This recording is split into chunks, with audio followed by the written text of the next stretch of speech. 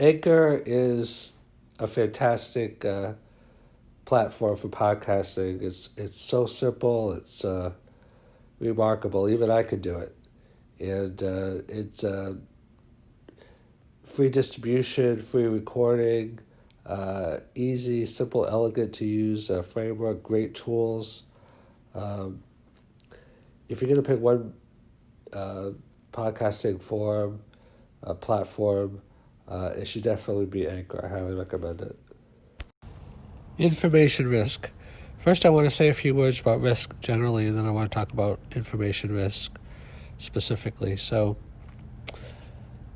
there's a famous expression that says that the riskiest thing can sometimes be doing nothing at all. And sometimes that's true, sometimes it's not. I mean, there's errors of commission and errors of omission. If you play it too safe, then you'll be making errors of omission because those opportunity costs and you'll miss out on opportunities.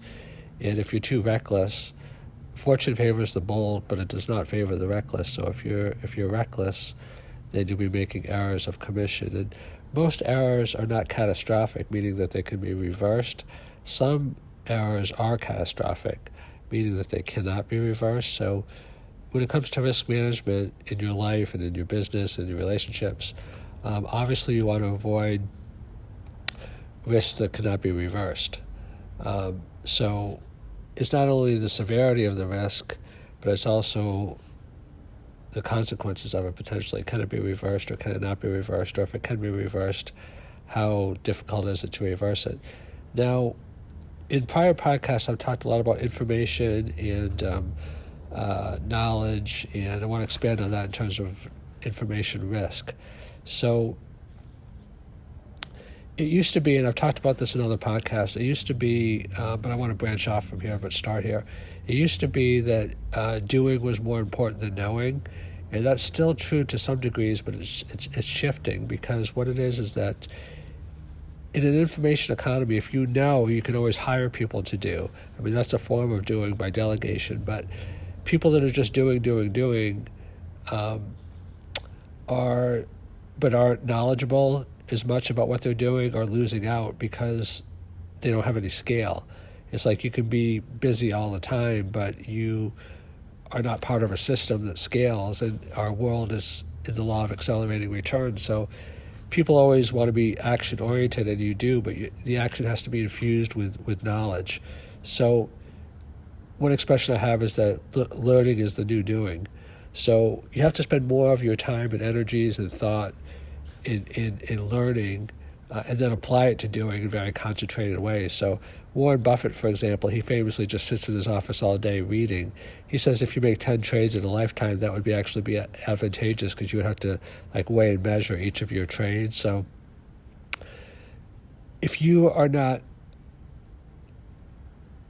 leading in mind share and important knowledge in your field, and you can review a lot of my podcasts because I go into a lot of different aspects of this, then you are going to be behind the curve, and increasingly so. So you have we in our company, which is one of our major competitive advantages, we have entire informational systems, workflows, strategies related just to how information is managed and utilized and packaged and sold, both for our own consumption and for others. And basically, you're at risk in this world if you are on the wrong side or behind the curve, in your learning paradigm. So it used to be that. Well, let me just phrase it a different way.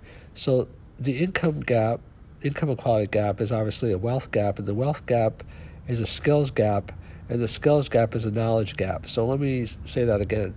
So the income or wealth gap is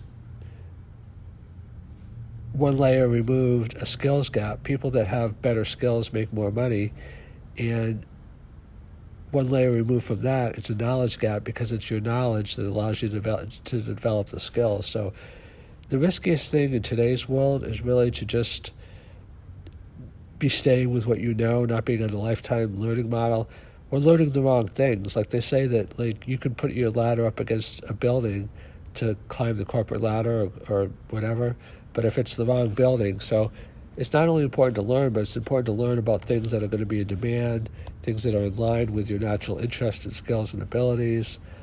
So knowledge and learning, the ability to learn quickly, the ability to integrate different fields of knowledge, all those things are competitive advantages today.